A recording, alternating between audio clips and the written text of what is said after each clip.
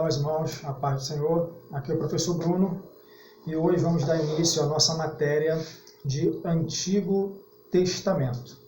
Lembrando aos irmãos que nós vamos ter 6 aulas de Antigo Testamento. E como nós vamos estar dividindo estas aulas? Hoje, nesta aula, vamos estar dando uma introdução ao estudo do Antigo Testamento, uma introdução estrutural. Como o Antigo Testamento é composto, a sua divisão na Bíblia cristã e na Bíblia hebraica, e algumas curiosidades. Então, a primeira aula vai ser uma introdução estrutural ao Antigo Testamento. Na segunda aula, nós vamos estar tratando os blocos que compõem o Antigo Testamento. A segunda aula será Pentateuco, ou Lei, ou Torá, também pode ser chamado desta forma. Na terceira aula, vamos estar tratando dos livros chamados históricos. Na quarta aula, vamos estar tratando dos livros do Antigo Testamento chamados poéticos. Na quinta aula, vamos estar falando dos livros do Antigo Testamento chamados proféticos. E na sexta e última aula, vamos estar fazendo um resumo, uma recapitulação de todo o estudo que foi realizado. Então, 6 aulas vão compor a nossa matéria de Antigo Testamento. A primeira aula é uma introdução estrutural, tá? Composição, curiosidades e alguns pontos de composição do Antigo Testamento. Na segunda aula, vamos tratar um segundo bloco do Antigo Testamento, que é composto por Pentateuco, o primeiro bloco, composto por Pentateuco, Lei ou Torá, os 5 primeiros livros do Antigo Testamento. Na terceira aula, vamos estar tratando sobre os livros chamados históricos no Antigo Testamento, que vão de Josué até o livro de Esther. Na quarta aula, vamos estar tratando dos livros do Antigo Testamento chamados poéticos, que vão de Jó a Cantares de Salomão. Na quinta aula, vamos estar tratando dos livros do Antigo Testamento chamados proféticos, que vão de Isaías até o profeta Malaquias. E na sexta e última aula, vamos fazer um resumo geral, uma síntese do Antigo Testamento. Assim ficará dividida as nossas aulas. Hoje, no nosso primeiro encontro, vamos estar dando uma breve introdução e partilhando com os irmãos algumas informações. Juntamente com este vídeo, vamos estar colocando à disposição dos irmãos um material com 4 laudas, 4 páginas, que vai acompanhar esse vídeo de introdução. Então, vamos começar lendo 2 textos da Bíblia Sagrada, para que sirvam de base para o nosso estudo da aula de hoje. O primeiro texto, e eu vou usar essa Bíblia aqui que eu ganhei, uma bênção de um pastor que me abençoou, Bíblia de Estudo da Reforma. Na verdade, a tradução está diferente, mas na verdade, esta Bíblia aqui, ela é uma Bíblia luterana de estudo, tá? E ela é uma tradução, uma tradução alemã para o português das notas de estudo. Então, o título desta Bíblia aqui, original, ele é Bíblia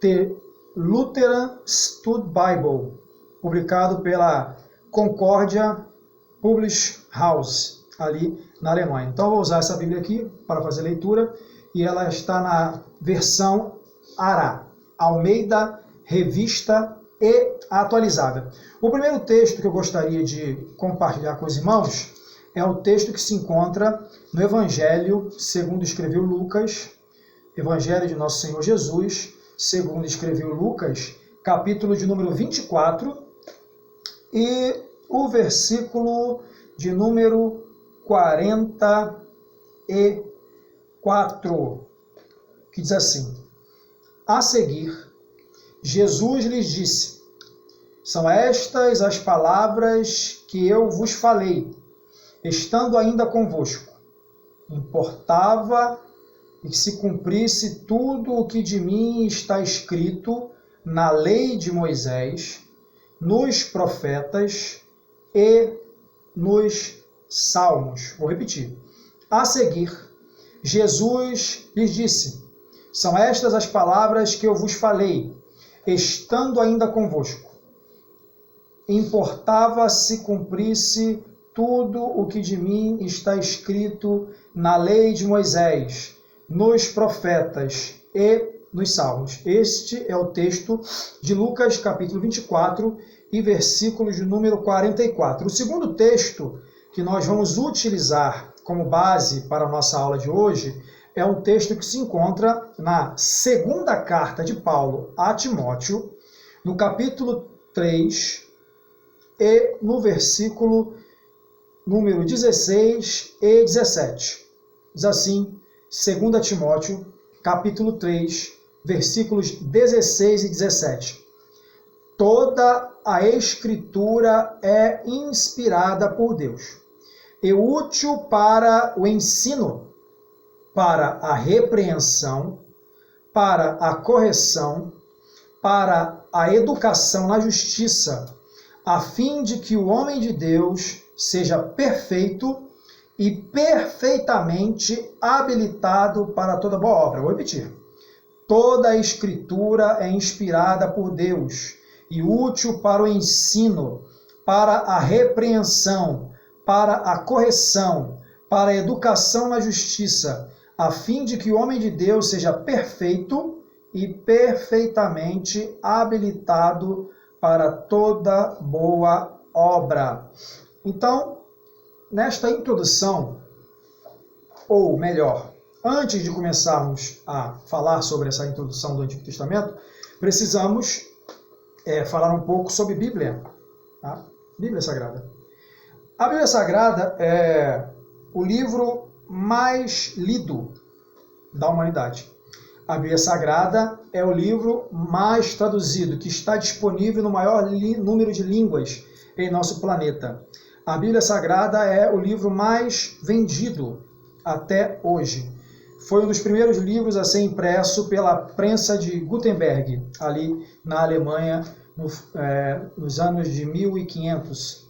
Tradução de Martim Lutero, uma versão do latim para o alemão.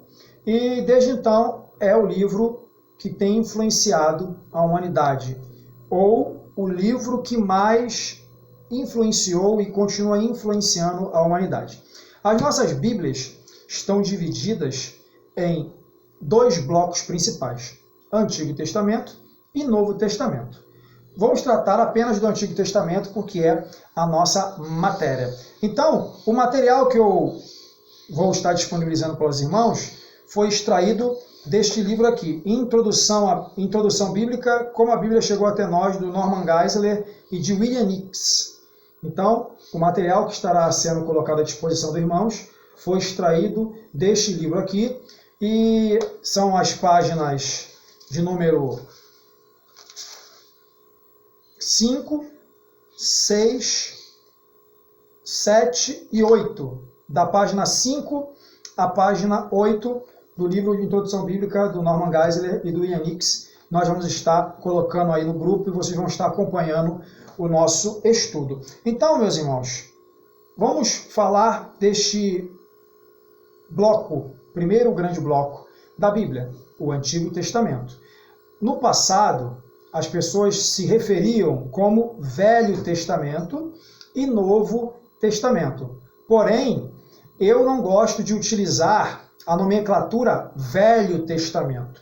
Por que eu não gosto de utilizar, não só eu, outros estudantes, outros professores, outros acadêmicos, não gostam de utilizar a expressão velho? Porque no nosso contexto, quando você diz velho, passa a impressão de algo desgastado, de algo corrompido, de algo que está se deteriorando. Então, quando você fala que é um carro velho, a sua mente vem a imagem de um carro enferrujado, de um carro caindo aos pedaços, com a pintura sem conservação, com pneus carecas. A ideia, a casa é velha, uma casa antiga, com o telhado caído. Então, a ideia que nos vem à mente quando nós expressamos que algo é velho, nos remete ou nos leva a algo que está em decomposição, algo deteriorado, algo que não está funcionando de forma correta. Por isso eu prefiro a opção de nomear de Antigo Testamento. Tá?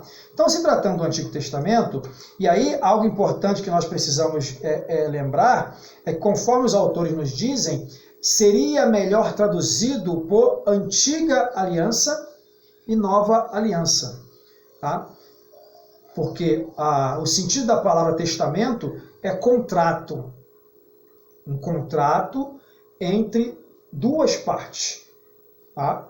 Aquele que faz o testamento e o herdeiro do testamento. Seria da melhor forma.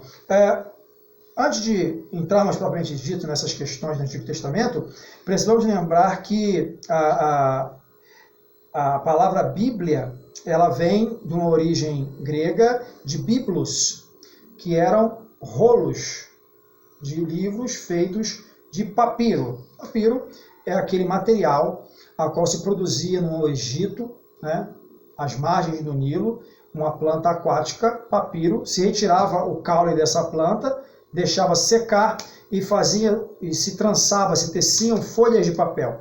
A palavra Bíblia vem de biblos, pequenos livros ou pequenos rolos.